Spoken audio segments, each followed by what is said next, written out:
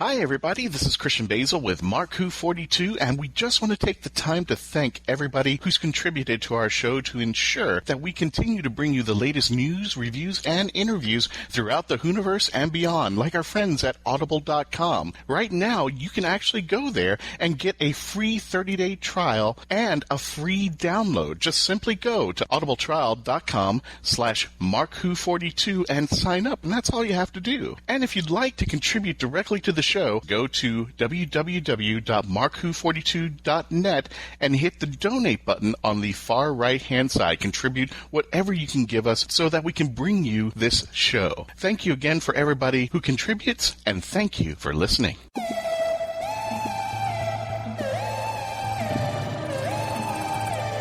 Hi, this is Chase Masterson from Star Trek Deep Space Nine, Doctor Who Big Finish, and my spin-off Vienna. And you're listening to Mark Who 42. How cool is that?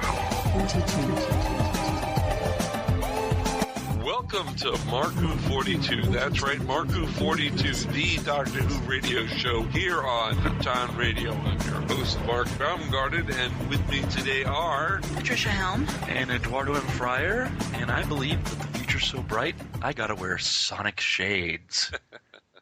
Nice. Patty-Hawkins here, lamenting all those poor licensors that are going to have to blow out all those sonic screwdrivers. Yeah, I'm not going to be able to sell those anymore as well. Now they're collector's items. Yeah, there you go. Hey, who are you? Oh, me? I'm John C.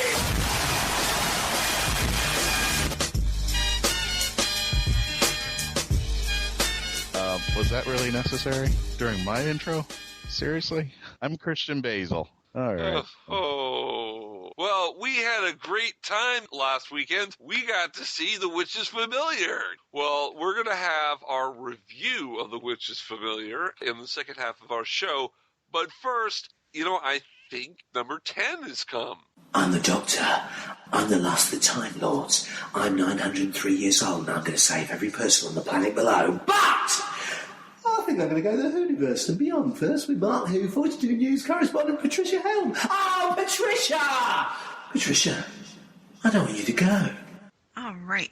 Well, this is some news that Ed just told me about, which I didn't know about till this morning.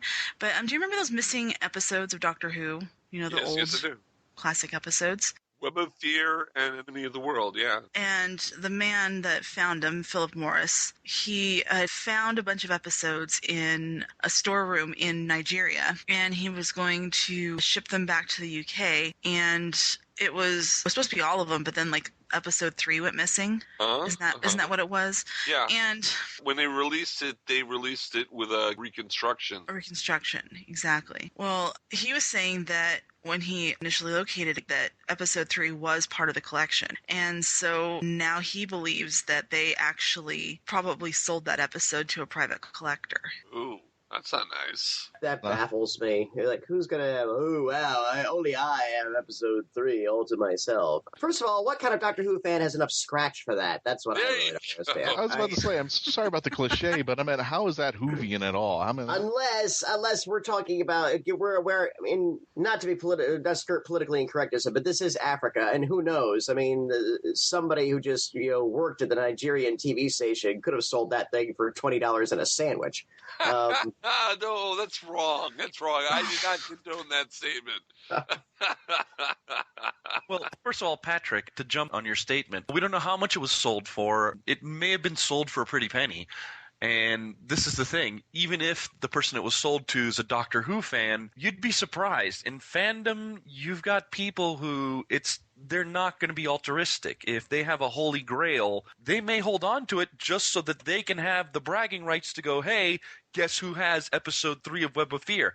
This guy. That's true. And who knows? If there's actually a cottage industry collecting and art thieving where, like when the Mona Lisa was stolen for about 2 years, there was a whole group of guys who were making bootlegs of it, selling them to individual collectors in I think it was around 1900, something like that. And all these millionaires thought they were the only ones that had the Mona Lisa. And then, of course, the real one was discovered, and then all those guys were pissed because they thought, oh, wait, you mean this is fake? Damn it. Of course, if you x-rayed them, you would have seen Tom Baker's handwriting saying this is a fake. I was waiting on waiting on that. But it is true, though, about when the Mona Lisa was stolen in, like, the late 1800s, early 1900s. But film preservation and Chase Center film preservation is really weird. Just recently, a couple of years ago, Edison's Frankenstein was discovered. And it wasn't from a guy who was just hoarding it. He literally heard somebody talking about, oh, yeah, of course, Thomas Edison's original Frankenstein. And he was just like, oh, I have that. And they're like, what? Yeah, man, my great uncle was a collector. It's up in the attic. It's like, what? You know, and they were like, yeah, oh, do you want to see it? I show it to people on Halloween for laughs, and, you know, which gives me hope that there's other lost films and other lost episodes of Doctor Who floating around out there, not just languishing in actual archives where they can be stolen for $20 in a sandwich. But it was a good sandwich. Really. I hope so. A very good I hope sandwich. So. All the meat. Tasty. Bread, meat, and half of a tuber. This is good. Which we now know that if Tom Baker's signature is on the Mona Lisa, that doubled the value, which only means Mark will sell it at Mark Who 42 books at triple the value than it was. Yeah, that'll no. So there could be a frame on these things with Philip Morris's handwriting saying this is a fake. Yes. That Philip Morris guy seems to be quite a character, though. I know he is extremely outspoken against the current management of Doctor Who, and, you know, supposedly he wanted to make a deal with the BBC, and he says he's found other episodes, but he's trying to shoehorn his way into being the new showrunner, which I think is, like, hysterically ballsy of him to try to do. Well, yeah, Stephen Moffat, you can leave because we want old episodes back, so... We're going to hire this guy that we have no idea if he's any good. Well, here's the funny bit.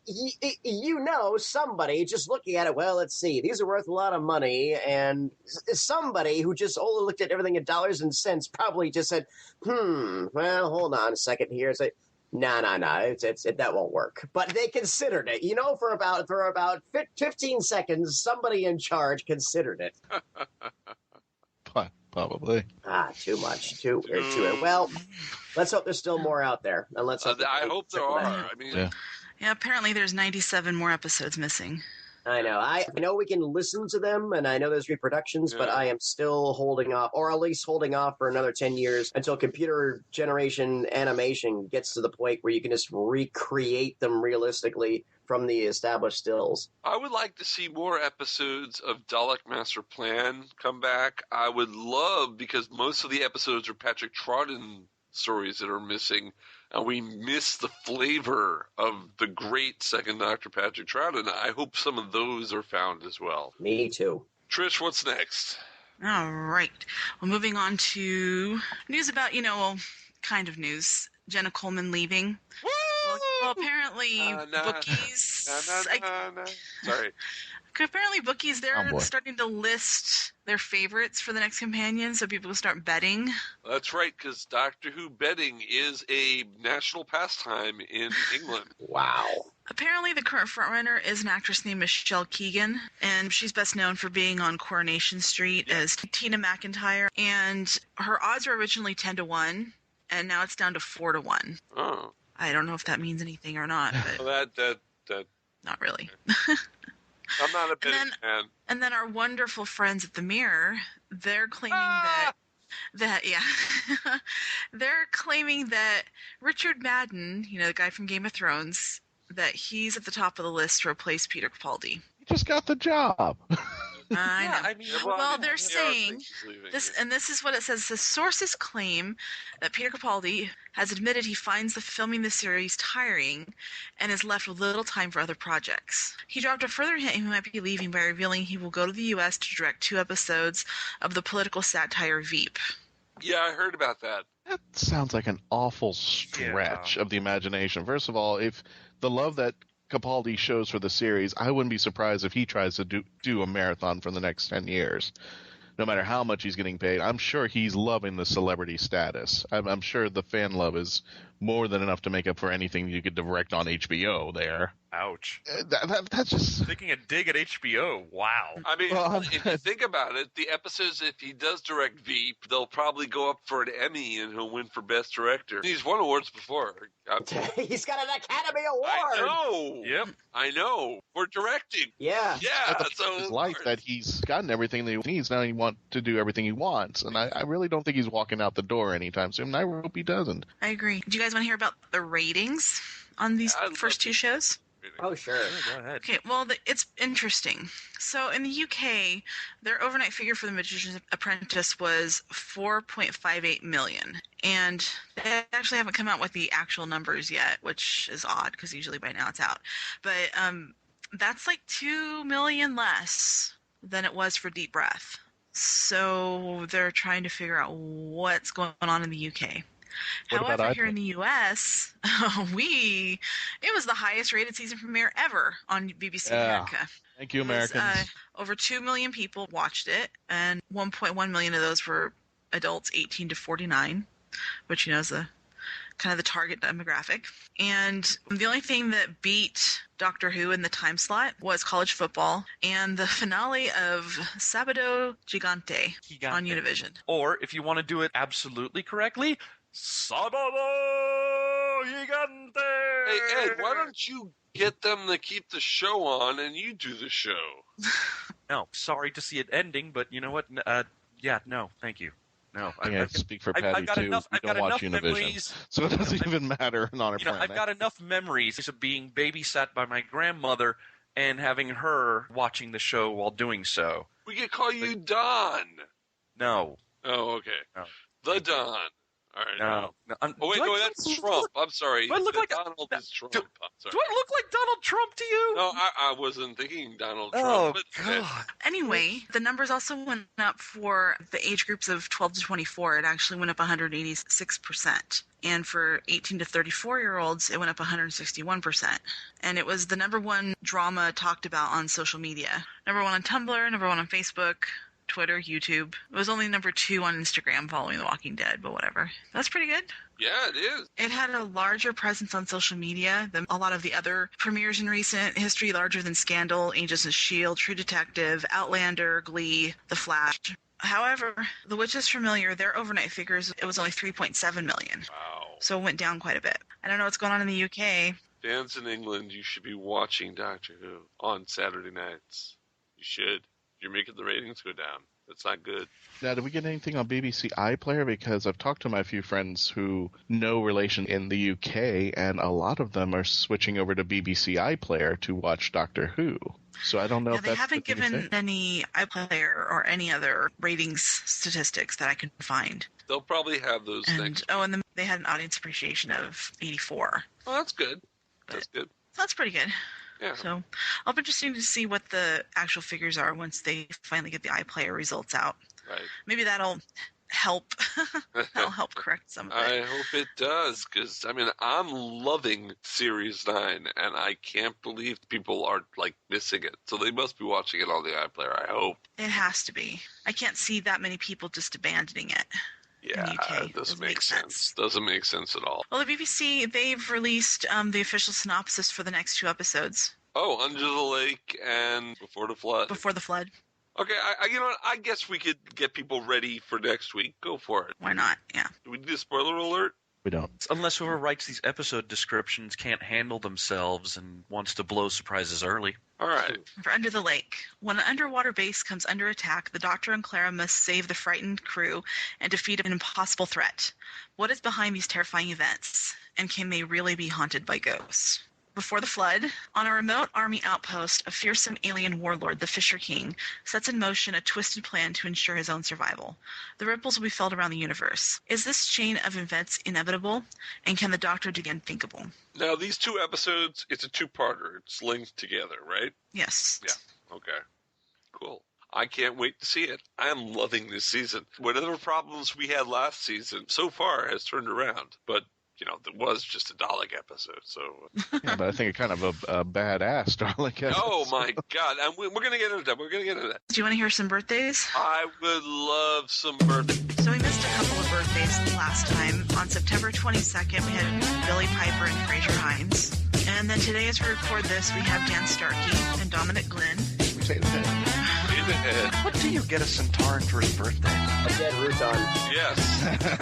Thank you. And then coming up on October 2nd, we have Winston Churchill. Oh, Ian McNeese.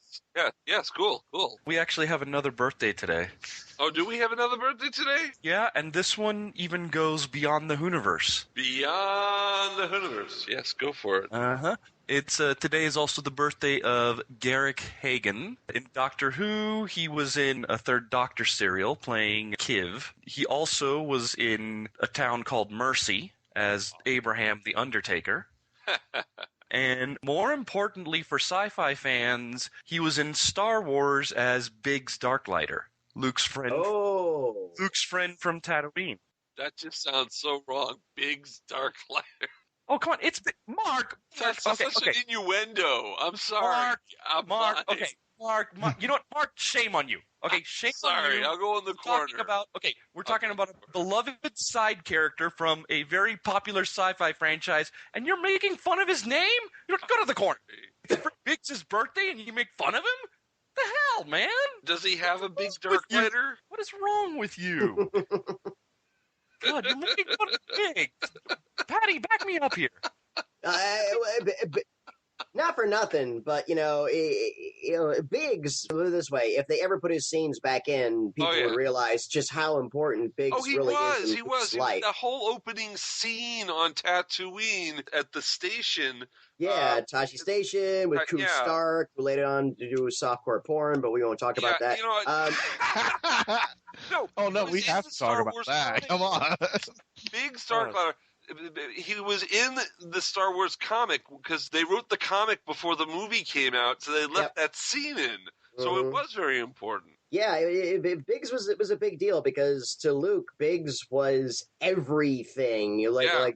Biggs was Luke's hero, and Biggs always kind of looked after Luke. He was his big brother, and it helps a lot for Luke's arc too. When Biggs tells him, "Well, I'm going to jump ship and join the rebellion," and it's like, "Oh, take me with you."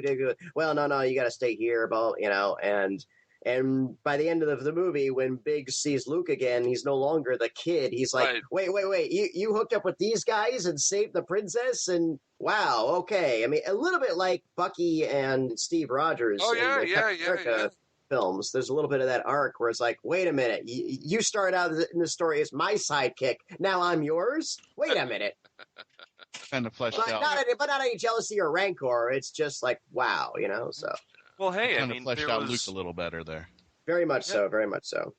Well, and also there was a scene that was restored, starting with the 97 special editions, where, they have a reunion at the Rebel base, and Biggs is even standing up for Luke as Red Leader's kind of going over and saying, well, hey, can you handle this?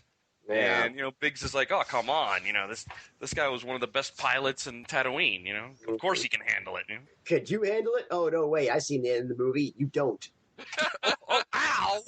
Yeah, Biggs gets a little blown up in his... Well, they all do. So is anybody thinking like how they have Big Finish for Jago and Lightfoot? We should have like an audio version of Biggs and Wedge together, doing a whole series for themselves. Yeah. Just like the unsung heroes like Rosencrantz and Guildenstern. They kind of had books. They kind of had an entire series of books dedicated to the X-Wing those pilots. have all been flushed out of any sort of expanded continuity.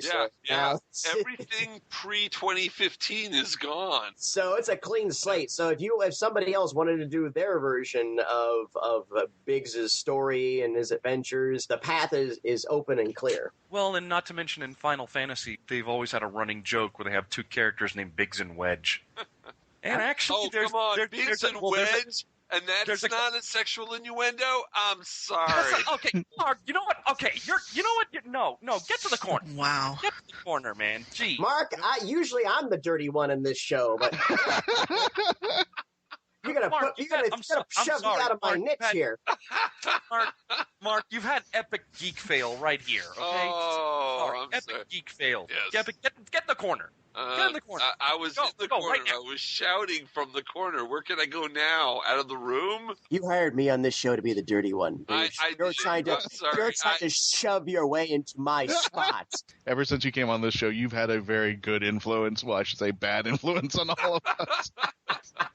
We've had what I'm affectionately calling the Hawkism of all of us going. Every once in a while, we'll just slide out something that we didn't normally want to say, but you know what? We got Patty on, so we can say it now.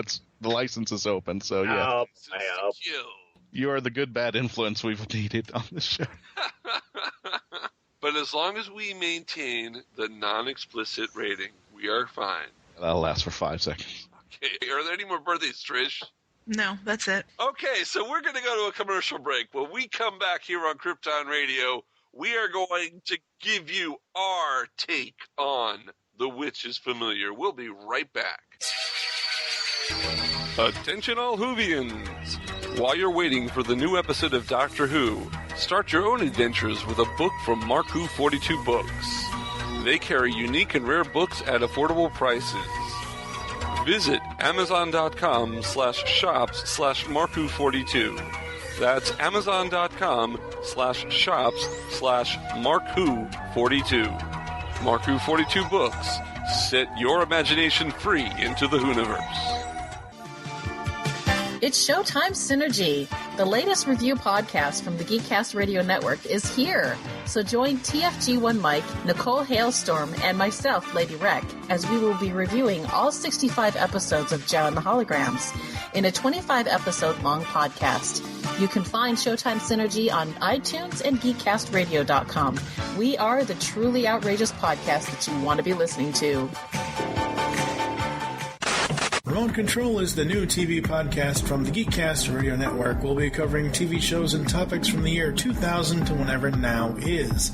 We'll have special themed episodes entitled Pilot and Season Premieres, as well as finishing finales. We'll also have Season Pass episodes, where we take a look at an entire season of a TV show. Remote Control can be found on iTunes, Stitcher, and www.geekcastradio.com. So tune in, because we are all remote controlled. Hi, this is Michael Winslow, and you're listening to Mark, WHO42. I'm going to open the door, because you know what you're going to get. This way to the Hobbit! Welcome back to Mark Who 42 here on Krypton Radio. I'm your host, Mark Baumgarten. With me are Eduardo-m-Freyre, Patty-Hawkins, Patricia Helm, and... Christian-basel. Yeah, you wished you were John Cena, Christian. Yeah. So we had a great time, like I said before, watching The Witch is Familiar, and now we're going to talk about it, because you, our listeners, deserve that. Remember, if you have not watched The Witch is Familiar yet, stop listening to the show now. If you're all listening on Krypton Radio, yeah, you're going to have to listen another time. But go to our podcast. If you're listening to the podcast, stop it here. Watch Which is Familiar, come back. This was a great finish to The Magicians-Apprentice. I got a question for everybody, and this has just been jumping around in my mind. Why the two titles the way they are? I'm just curious. Does anybody figure that one out? Well, I think The Magicians-Apprentice was Boars, and The Witch is Familiar is Clara? I don't know.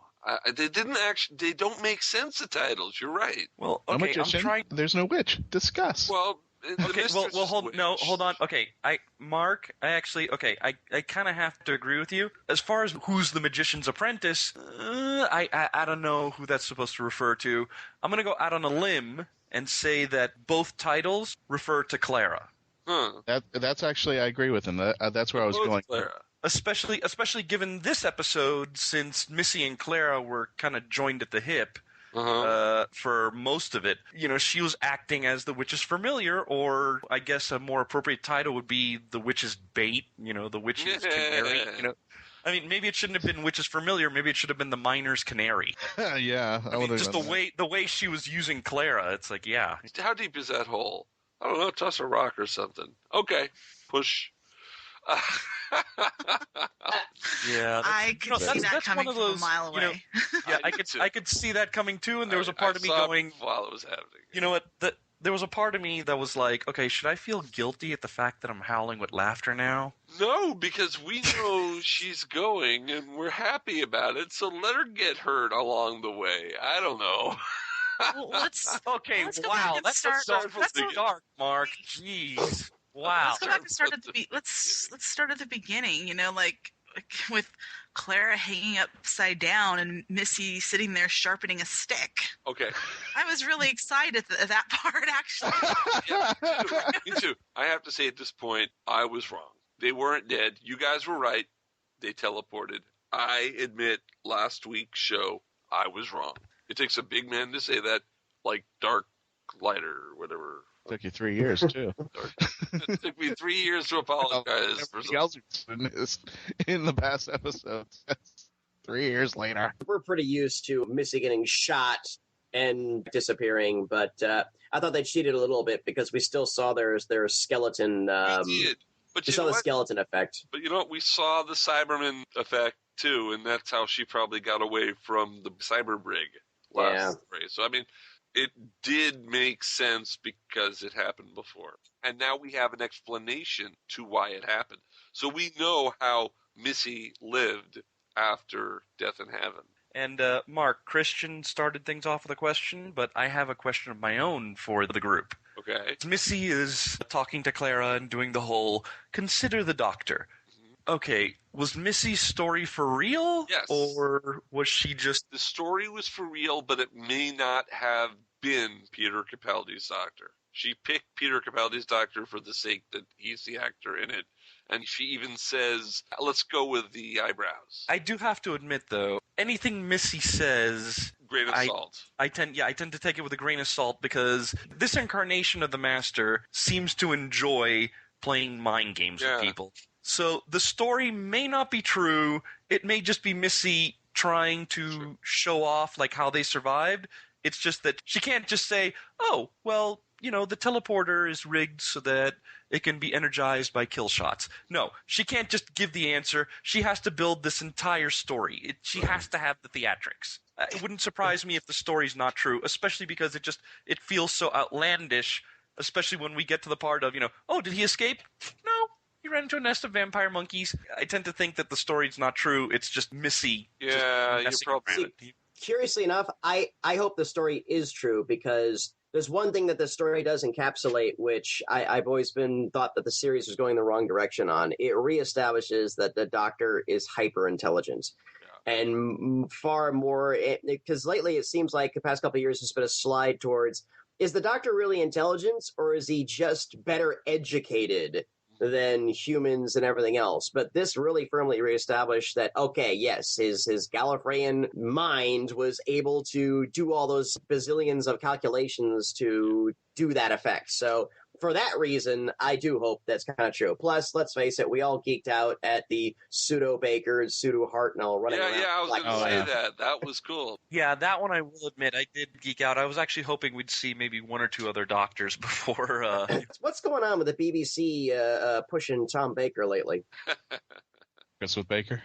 Yeah, like the Breakfast with Baker thing, and right out of the gate, you know, it's a Baker clone. I don't know, but I'm not complaining. But I'm just curious if there's an agenda behind this. Agreeing with you, Ed. I'm going back to the Eric Roberts Master. I always dress for the occasion, and if we've known the Master from all throughout his history, except for Fried Charred Master, he always.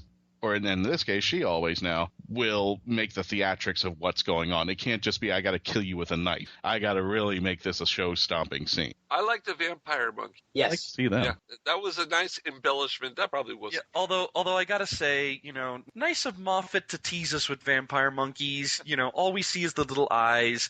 But the big question that, you know, Missy brings up here is, why does the Doctor always survive? And lovely to find out that, again, Clara is able to figure it out because she is the most important person and the smartest person in the universe. And so she can totally understand and figure out why the Doctor survives because he always believes he's going to win. Not necessarily on that, because remember, me on that point drew back to the snowman, where they're on the roof and the Doctor is making her figure out what's going on. You know, how do we escape at this point? So I think Missy just kind of did the same thing, the same scene from, you know, the ladder coming from the sky. She said, I'm not going to give you the answer. You're going to figure out this one yourself. Well, yeah, I guess sort of see that. I guess my whole thing is that I think Clara gets that one because by default, because she's the only one there. But I do like the sort of thing about, you know, the Doctor is just not a defeatist. And I think the phrasing could have been a little better. It shouldn't have been the case of, oh, the Doctor knows he's going to win. It should have been, I think it should have been better phrased because the Doctor never gives up. Okay. Good one. I think that would have been a better phrasing of it, and I think that would have been more Doctor-ish because I don't see the Doctor having a chip on his shoulder saying, I win. I think the Doctor is more of a, like, I never give up.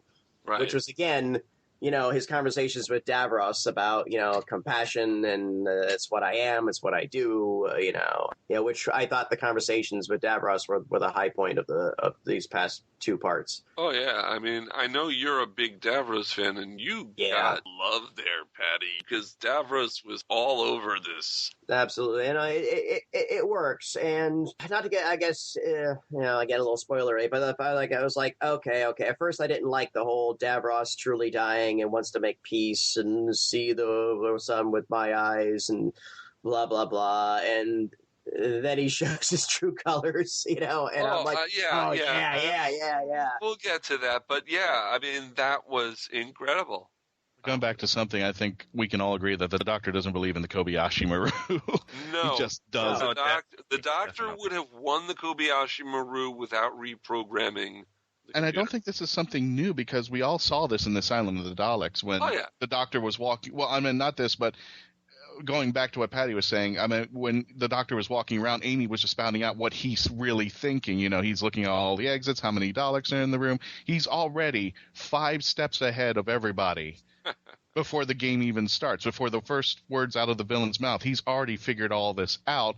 He's just trying to figure out which direction to go so he can get out of it. So we already knew that in Asylum. At least it was explained. Well, to be totally honest, I thought the whole thing, that's just as a 2-parter, both of these, there were some great a la carte moments. There really was. Again, let's talk about those. The dialogue scenes. I grudgingly admit that Missy and Clara were entertaining. They were a good double act. And Missy is starting to grow on me. Oh, yeah. I'm starting to accept her more. She was a little less, oh, look at me, everybody, I'm wacky, than it was in the previous episode. And I don't know. I feel like these episodes were written by 2 different people entirely. They've been plotted the same. But like, what happened to Boers? I kept expecting him to show up, and he didn't. And I'm hoping this is not going to be a precedent for these 2-parters where, this happens in the first episode, but then the second episode, and not a lot of it relies on the previous episode. So a lot of great moments. But again, it's like, when I look at it on the whole, it's a freaking mess. It's like they were on their dry erase board and they said, let's have a scene with this. Yeah, that'd be cool. Let's have a scene with this. Let's have a scene with this, some of this. But they didn't really flesh out how to connect these Moffat money shots, as I call them. Well, Patty, I actually agree with you on this one. I was saying this to Trish last night. We have part 1 where it's, let's bring back the Shadow Proclamation. Remember them? Hey, let's have Kate Stewart pop up for a minute. And then just, nothing comes of it. It's just, okay, well, let's have a little cameo. Remember these guys? Remember how cool they are? There you go. It's, like, what happened to Sir Bors? Is he just walking around with a stalk out of his head? Yeah. Yeah, exactly. I mean, it's... And what is the point of the snake, dude? It does seem like it's more moments than story in some ways, but I still enjoyed it. I enjoyed it too, but it's like a crazy a la carte dinner where you ate a bunch of appetizers, but then at the end, your stomach is like really driving you crazy. Because the more I think about the episode on the whole, I was like, oh, I love bits of it, but when more I thought about it, I was like, wait a minute, hold on, no, and maybe I'm not supposed to. Maybe I'm just supposed to. Well, I think the big thing with Which is Familiar has to be the 2 pairings that we had the episode. The Doctor in the same room with Davros and Missy and Clara. With Missy and Clara, one of the things I think that made that pairing work is, I said it before, and this was a line from the episode, Clara was Missy's canary, Yeah. Clara is the thing that Missy was going to, push in front of the trap to see if the trap activated. Let's get into that right now. Let's go down to the graveyard, the sewer, the Dalek word for sewer. Daleks don't die. Yeah, that's a new one on me. I mean, I guess they die if you blow them up or kill them, but if they're not harmed, they're supposedly live forever, and they decay and they're gunk in the sewer. I would have been okay with that if it had been introduced in the first act of the previous episode. But you can't pull a Chekhov's gun, in the middle of the second act and then use it as the device to resolve everything in the third act. that really doesn't wash with me. Yeah. It really doesn't. Did you hear that Dalek voice when she whacks the wall and it screams, and then you hear it say, "Kill me"? On our second viewing, I heard that. The idea is kind of interesting, the stuff in the Dalek sewers, especially because if you're a guy like Davros and you create this, like, unstoppable killing machine, it kind of makes sense that the only thing you're thinking about is, oh, okay, these are going to go around killing everything. You're not thinking of saying, okay, well, they're going to be functional for about 5 years and then they die. No, it's just, okay, they're meant to just keep going and going and going. So, yeah, you may have this instance where they're still going. They just can't. Everything breaks down. So I like the idea. They're the equivalent of elderly, bedridden Daleks. Yeah. Yeah, pretty much. I got a But question. I thought that happened at the Asylum of the Daleks. That's what I was about to say. I was about to say the way that the Daleks are structured, they're pure. And to have a graveyard in their own planet, I wouldn't think would be acceptable. I would think they would have kicked it over to that other planet from the start with the Dalek rejects. I wouldn't even think they would have anything impure sitting or even underneath their own planet. I would think everything about Scarwood would be Dalek pure. And let me jump ahead. The fact that they're supposed to be pure, a hybrid, but okay. So we'll get to that. So anyway, in the sewer, the handcuffing of Clara, yay. Where did she get handcuffs from anyway? Do we really want to know where Missy gets handcuffs? I don't want to know. It's like the Doctor having a ton of random stuff in his pockets. I mean, that's where the tea must have came from, the teacup, which came from nowhere. So she's handcuffed.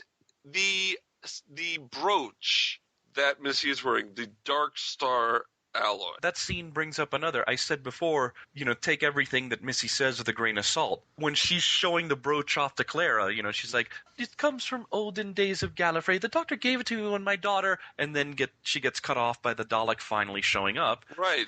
I have to admit, I had a heart attack the first time she said that because I thought she said the Doctor gave it to me when our daughter. And I was like, wait a minute. Yeah. I have an idea about that. I'll go on the limb since I actually got the last one right, which was, I'll talk about that at the ending because it happened at the end. But I think I'm going to go against Moffat's wishes because he always lies. I'm going to go on the Jenny theory now because I think in all that time that Missy's been hiding away, I think she must have had some influence on Jenny. And that would be an ultimate confrontation to take not only the Doctor's daughter, but to re-influence her under her. Couldn't Maisie Williams be the Master's daughter? That might be the case. Maybe. That's what I'm assuming. And that could be a regenerated Jenny, too. Then again, I'm also suspecting that as far as the story of the brooch is concerned, it may again be just more Missy theatrics. Well, it was theatrics. It definitely was. Her delivery just kind of reeked of, how do I put this without having us needing the explicit tag? It just reeked of Volpucky, that she was just showing off for Clara and killing time until a Dalek showed up. It's a possibility, but I don't know why that would slip out. She could have said 100 billion other things in that moment, and why would she say that? Yeah, but and I don't think Moffat's going to let that go. Well, but then again, remember the very first time we saw Missy, she called the Doctor her boyfriend. Right. Speaking of theatrics, the Doctor completely thinks that the killing of Clara and Missy were theatrics on the Dalek's part. He will not accept that Clara is dead. Smart man, but he won't. And to prove this point, he steals Davros' chair to get to so he can talk to the Daleks. That was cool. Absolutely love it. When he says, admit it, you've all had the same nightmare. Oh, yeah, that was great. The show made us think, again, the beginning episode, he's going to go back and finally kill Davros, and he was going to go back on all the stuff he did about not blowing up the Daleks and Genesis and everything else. But the one thing I did love the most about the episode was that it kept true to the Doctor's ethics, his compassion, and also said, too, that, just because he's very compassionate, he's not a fool. Although he plays one, and again, you play the fool.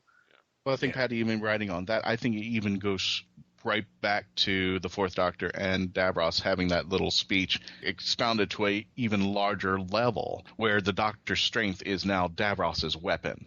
And I need you to confess that compassion is not good. It's not, compassion is wrong. And that's what he wants out of him. So what better way to try to stranglehold the Doctor? Use his strength as a weapon against him, but the Doctor can see right through it. That's what's great about it. Or even trying to pull, I said it last week when we were talking about the trailer for this episode, the whole thing of, genocide in a single moment, so many backs on the edge of a knife. It's like Davros even tried to kind of take that tactic because, something that occurred to me, especially when we watched it a second time to review, is the fact that from Davros' point of view, especially when he has that speech in the episode, he still thinks that the Doctor killed everybody to stop the Time War. He still thinks that the Doctor just wiped out both sides. So, he was trying to stoke that fire. It's like, well, you thought you killed all the Daleks, but you were wrong and your people died. But hey, here's another chance to do it. Here's another thing I want to add to the fire. And tell me correct me if I'm wrong. I think when Davros was using compassion as a weapon, all that was phony. But when Doctor uses his strength as compassion, the crying and everything, I think that was really genuine. I really think he was really being sympathetic about that child he left behind. So when the Doctor's speaking, it is deep within both of his hearts that's coming out to Davros saying, I screwed up. I know that this is a trap. I can see right through it, but I really am even one point he says, I'm not the Doctor. There's no such thing as the Doctor. But sometimes when it works, that was a beautiful line. He is the Doctor. I mean, he tried. I think that he suspected that he was ready in case it was a trap. But again, I think the Doctor's optimism. He took Davros at Davros's word until Davros did otherwise. I think up until that moment when he began to get zapped and Davros was sucking out his regeneration energy and all that stuff, I think up until that moment, again, I think he gives people the benefit of the doubt. He really does. But he's always got something in his back pocket just in case they're full of crap. And again, too, the Doctor wanted to believe Davros. I think he genuinely did. He wants to believe that in redemption, and as frustrating as it is for us, to pull his plug and call it a day, Doctor. That's not the Doctor, and that's what makes the Doctor such a character. Exactly. He was still 5 steps ahead of Davros, but he treaded lightly, but he was still, both of his hearts were open towards Davros the whole time. I don't think anything was a ploy or anything like that, but he knew, he even knew that he was still, when Davros asked him, do you think this is a trap? And he says, I still think it is. But all that compassion, all that was not a disguise or anything. And I don't even think Davros was necessarily full of crap per se. I think the stuff that he exchanged with the Doctor, he genuinely meant. But again, too, he was also going to suck everything out of the Doctor. I think in one of the audiobooks, there's a great line with Davros where he says, the Doctor says, you're the closest thing I've ever had to a friend. And I still like that dueling between the two of them. And again, in the previous episode, it's like, Davros is my arch enemy, and Missy's like, excuse me, and I agree. It's like, sorry, dear, but yeah, it's Davros. Well, I wanted to talk about Missy making Clara get into the Dalek. Yeah, I mean, the Doctor got his chance to go in Davros' chair, so Clara got to go into a Dalek. It was fair. That's not the first time either. That was fair, and it's not the first time, right? Here's a question I want to point out. Remember when she was, I guess for a better term, Dalek training with Missy? When the emotion started going out, she was blasting everything around her. Mm-hmm. So when the Doctor and Clara have their little confrontation where she's stuck in it, and she's going completely ape in the Dalek trying to convince him, why didn't she shoot him at point blank range? That's what I was waiting for, actually. I was waiting for that to happen, and I was waiting for them to both be gunned down because, she had to be raging with emotion trying to get the Doctor. Yeah, but it wasn't the right kind of emotion. I mean, she would get pissy with Missy around. But, pissy with Missy. I like that. Yeah.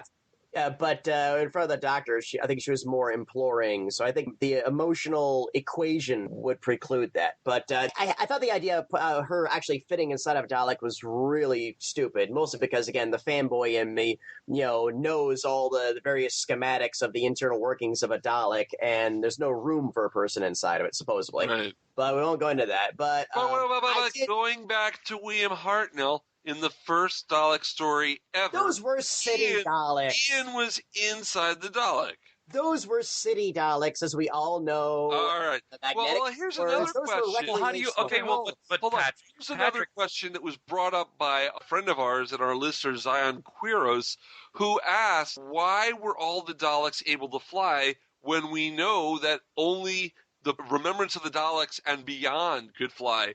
The old city Daleks that were in this episode that we just watched should not have been able to fly. They've been upgraded. But also, here's one thing. Going back to your statement, Patty, what about Daleks in Manhattan when that guy had to sit down in the Dalek to get fused up? Nah. I mean, I know it's a stretch. I know. First, I'm not saying I'm right. I am not saying I'm right at all. Yes, there's plenty of canonical stuff as opposed to incanical, but again, I'm married to my Dalek special that I got in 1983, which had the schematic of the Dalek and everything else. But back on point though, the one thing I did like about this though was I was very enamored with the emotional justification and use as a power source for Daleks, because again, over the years it's always been iffy about do they have emotions, and a lot of people haven't quite understood that they have emotions, but that's all the bad ones. Right. You know, it's really hard for people to kind of wrap their heads around that, and they think there's no emotion whatsoever. No, Davros just gave them the bad ones, and I even was okay with, they say exterminate because that's how they recharge the gun. Patty, I am your enemy. I am your enemy. I don't want to know what that translates to human. Thank you. Thank you. Yeah. That, plus the whole idea behind what goes on when something is inside the shell, I mean, that's frightening. I mean, imagine being stuck in that shell and then you can't say, ooh, I love flowers, because it's going to come out as exterminate. Just anything positive gets warped.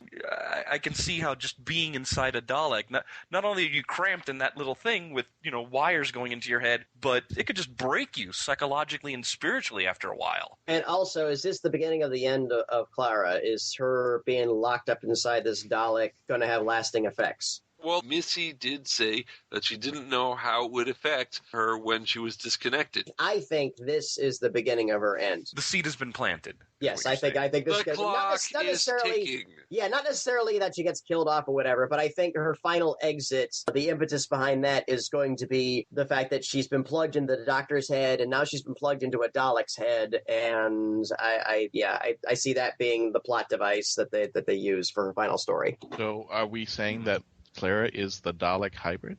Ooh. Good, but I don't know, because and this goes for this episode, and it goes for just about anything in any sort of fiction whatsoever. The minute anybody says the prophecy, I kind of tune out. Yeah. I don't like anything that nowadays that says the prophecy, and I was extremely. That was the worst point of this episode was Davros like, did you leave Gallifrey because of the prophecy? I think it's an overused concept, and I'm really disappointed that they felt the need to use it here, and also, I don't see how prophecies would quite work in a society that's based off time travel. Well, no, if you read the books from the 90s, there was prophetic talk. The Time Lords, before they became the scientific geniuses and created time travel, when the Sisterhood of Karn were part of this society, there was prophecy. The Sisterhood of Karn prophesized a lot of things, and one of the reasons they left. With the Sisters of Karn, that works. I get what Patty's saying. Everything's a prophecy. Time Lord, no, wait, hang on. Everything's a prophecy. Rose, the girl who dies in battle, the 10th Doctor is going to die here. The 11th Doctor is going to die in battle with the Silence, and now the Doctor has his last will and testament, and he's going to die again. So that device is just getting over and over and over. Yeah. In a time travel show, it's supposed to put an end to things, but in Doctor Who, he fought the battle on Trenzalore, where he was supposed to die, but he didn't. And he did. The prophecy failed. And again, he was supposed to have wiped out the Daleks and the Time Lords together, and he technically didn't. Right. So that device is just getting overused. It needs to come up with something original than what was foretold. Yeah. Let's do something else. It's almost an expectation. It's almost like exactly. You can't do anything nowadays without in any form of story. Hell, during the commercials, they had a commercial for the new Peter Pan movie, and right out of the gate, it was just like, it is prophesized that one will come and destroy me. And I'm like, oh. It is prophesized that this movie will tank. Yeah, I would have loved for the Doctor to have turned to him and just said, like, oh, the prophecy. Do you know how many prophecies are wrong? You only hear about the that happen to be right, Yeah. The frightening thing for me, though, is I feel like this is now going to be the thing that we're going to have for the rest of the season. It is. Someone else is going to bring up the prophecy. There's going to be another thing that involves a hybrid. And I kind of have to agree, it's being overused. The reason he left Gallifrey might be the underlying arc of Going this what Patty Yeah, said, and just that- like that's- every story, there's a wizard. Riversong says it's always him. So, Yeah. Well, and plus, I mean, Mark, with what you bring up, do we really need a giant reason? No, but unfortunately or fortunately, it was brought up here. Yeah, I mean, the Doctor was just bored. The Doctor didn't fit in with the society. Boom, that works. Well, are you it telling works, me that in 50-plus years of Doctor Who stories and 2,000 years in the Doctor's timeline, this has been in the background of everything? This whole story with the hybrid? But here's another thing. Missy, at the end of the episode, when the Doctor tells, and this is going a little ahead, but it doesn't actually ruin anything. The Doctor tells Missy to run, and she makes a comment, you're the one who runs. No, Master, you ran too. All the renegade Time Lords ran from Gallifrey. You're not there anymore. The Doctor is not the only one who ran. And I think Missy misspoke there. Yeah, but this is Missy trying to poke the Doctor with a stick. This is Missy trying That stick, they twist the lost the stick somewhere in the middle of the episode. Where did that stick go? The stick disappeared. Hey, Trish, what do you think of Missy? What do you think of her now from the season finale episode from last season to this one? I like her. I mean, I like her character. I think Michelle Gomez, plays her superbly, and I can't wait to see what she does, especially since, she gets captured by the Daleks at the end, and she's like, oh, I've just had a really clever idea. And I can't wait to see what that idea is. Yeah, I guess the Daleks are coming back this season with the Missy. Can I talk about one thing that one part that surprised me? It was when Davros asks, am I a good man? And I love that one. And then when the Doctor, he's like, you're really dying. And he says, did you doubt it? And the Doctor's like, yes, I did. And then Davros says, then we've established one thing. You're not a good doctor. And then they both start laughing together. The fact that they're joking together. Mm-hmm. Did you ever think you'd see the Doctor and Davros laughing together? No. Never. Yeah, somebody compared that bit to Alan Moore and Brian Boland's The Killing Joke finale. Yes, yeah, that's what I'm thinking too. I was just thinking about that. Yeah, somebody compared it to that, and I think I could go both ways on it, but I think it's natural for these guys who have been at each other's throats, again, who have lost so much, and have hated each other, but they have a unusual respect for each other. I thought it was natural. I thought all the bits between the Doctor and Davros felt natural. Just all the stuff in between that was just unfortunately quite forced and shoehorned. And actually, Patrick, did you ever get a chance to read Jeff Johns' last issue of Green Lantern? Yes. Will we ever be friends? Hal, we were always Hal, we were always. Yeah, that's the tragedy of it. We were always friends. It's Sinestro? Yeah. It was him talking to Sinestro, and it's like. Yeah, I get that vibe too. It's the type of thing that in a weird way, with both Missy and Davros, they're in a weird way they're friends. They're colleagues. I'm going to pull in my bragging rights at this at the very end of the episode, where I made the prediction that the Doctor pulls out the gun. He doesn't shoot Davros. He shoots the hand mines around him. Yeah. And he says, "I'm going to say my friend the only way I know how." I think I'm paraphrasing on that, but he is his friend in a way. Right. Maybe he wasn't talking about Clara. Maybe he was talking about Davros. Yeah. I think he was. No, it's obvious he was talking about Davros. Well, kudos, Christian, on calling it. Kudos on getting it right.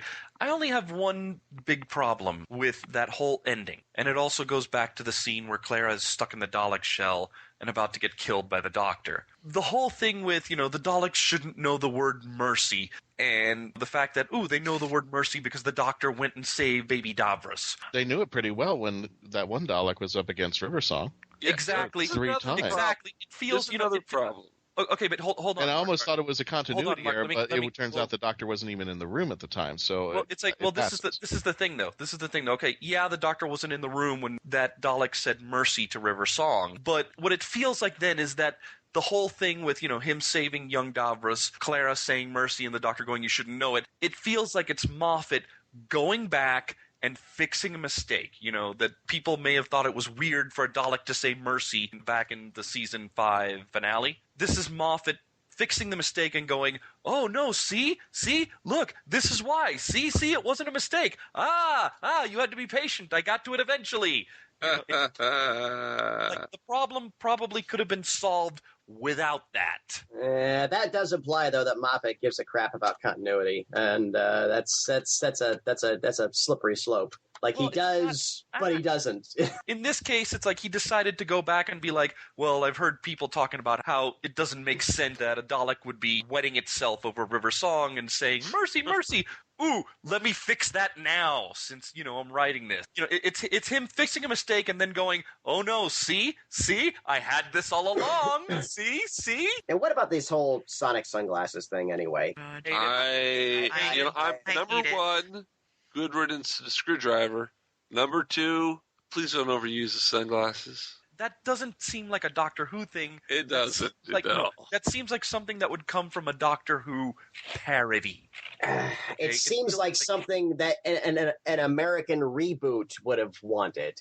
It's like, he's got these cool sunglasses, and he puts them on, and that's what it is. Because it's like it's every teen movie in the 80s and 90s had to always end with the guy putting the sunglasses, going, "All I gotta do is get back these secret plans and save the princess and be in time to do my homework." Hey, no problem. You don't get it though. The future's so bright. The future of the show is so bright. The future of what is going to happen on Doctor Who is so bright. Now, Mark, you said good riddance to the screwdriver. I take it you weren't a fan of it? Well, don't you remember you weren't on the show last review season. I thought he overused, Matt Smith overused the screwdriver. Capaldi used it for some really stupid reasons. It's a screwdriver. The 50th anniversary, where you got to build furniture. The screwdriver was overused. So I'm actually glad that it's getting a rest. It should be like a MacGyver ploy. It should be just a pocket knife. Yeah. It shouldn't be able to pop out tweezers and a toothpick and toothbrush, toothpaste, everything else. It should just be a pocket knife that pulls out when the Doctor is stuck, and then, it can't work at certain points. But now it's become the ultimate device in the universe. It's a tricorder. Well, it's become a Deus Ex Machina. It has. How do we solve this? The screwdriver. K9 was for a while, now the Sonic is. Speaking of Deus Ex Machina, the way that they solved what happened to the TARDIS. It's like, okay, it all of a sudden has this system. No. So why have we never seen this in action before? We have. In the submarine episode. No. In The Mind Robber with Patrick Troughton, the TARDIS goes to the land of fiction because it was in a lava flow. The Hads puts it there, and then at the end of episode 1, the TARDIS kind of disintegrates, and it's just a console, and then at the episode 2, the TARDIS pulls itself back together. So we have kind of seen it in a Patrick Troughton story. Okay, then I'll go with that. I vaguely remember that. Okay, so now is when Moffat pulls out a chestnut from the second Doctor, and it just... I like when he pulls chestnuts out of the past. I like the fact that it's same show. I don't know. I mean, it's just the way that he pulled that out, from deep within the toy box. Again, it felt a little too much like a Deus Ex Machina. Like Moffat's now written himself into a corner, and it's like, oh man, I blew up the TARDIS. Wait, how do I do this? Oh, wait a minute, the Mind Robber. There was the Hads. Okay, let me pull that back out.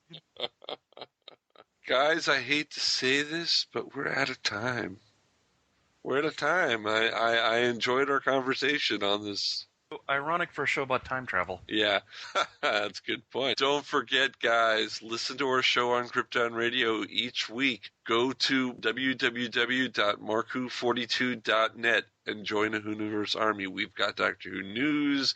We've got Beyond the WHOniverse news. We've got our podcast there. We're on iTunes. We're on Stitcher Radio. We're on the TuneIn app. We're at FloridaGeekscene.com. We're at GeekCastRadio.com. The list goes on and on and on. Any final words from the crew? Yeah, I wonder what a Davros knock-knock joke would sound like. I don't. Anyone else?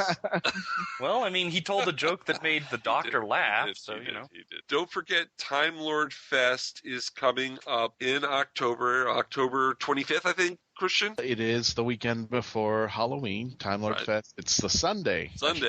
Not the weekend, but the Sunday before Halloween and the weekend. Tampa. And check it out at the Facebook site. You can at Time Lord Fest 2015. But the following weekend, we're back out again in Orlando. Hurricane Who. And we had so much success with the Mark Who 42 match game over at Space Coast Comic-Con. It is being brought back over to Hurricane Who on a bigger scale as well. In Reno is going to be the Great Basin Geek Con in October. right? Yep, it's actually going to be a week before Time Lord Fest. It's going to be a week before Time Lord Fest. Oh, we are busy here at Mark. I know. I'll be joining our team at Hurricane Who. I will also be this weekend at Wizard World Fort Lauderdale. Oh, yeah. And the weekend after that, I will be at the New York Comic-Con as well in the following week. So, Nice. yeah, busy month. Busy And month. hey, while you guys are at Hurricane Who, Trish and I are going to be one day at SnafuCon. Patty, aren't you going to Spooky Empire? Yes, but I will be concurrent Spooky Empire and Hurricane Who since the same weekend. I'll give a bit of a spoiler that I will probably be at both as well. All right. Oh, I'm joining you on that. That's cool. October 1st, which is if you're listening to this on Wednesday, it is the Thursday, the day after the premiere of this episode. The Legend of the Traveling TARDIS will convert itself into a Halloween bash with music videos, movie clips, scenes, and pictures from the Traveling TARDIS throughout its scary moments through all 31 days of Halloween till the very end. So join us at the Legend of the Traveling TARDIS. Give us a like and make sure you keep it up on a daily basis because we're going to just geek out totally Halloween. I didn't mention this. You can also go to our Facebook site, MarkWho42, and tweet us at MarkWho42. Next week, we're going to get to review Under the Lake, Episode 3 of Series 9 of Doctor Who. We leave you now with a trailer for that said episode. Bye, everyone. They can walk through walls. They only come out at night. They're sort of see-through. They're ghosts. Mark Who 42 was written and presented by Mark Baumgarten, Patricia Helm, Christian-basel, Patty-Hawkins, and Eduardo-m-Freyre, with Wing Taylor as the Doctor. This show was edited, produced, and directed by Mark Baumgarten. Please visit mark-who42.net and register to join and be a part of the WHOniverse Army.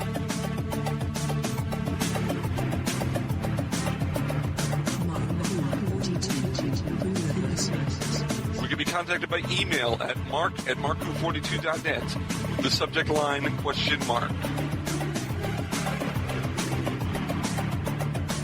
If you have worked on Doctor Who or are working on a project relating to Doctor Who and want to be on our radio show, please email our media relations director, Christian-basel, at mark-who42media@yahoo.com. Doctor Who and its properties are owned by the BBC, the British Broadcasting Corporation.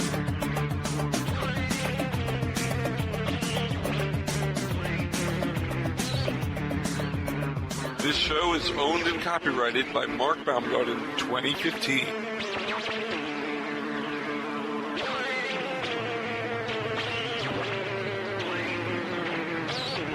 You're listening to Krypton Radio.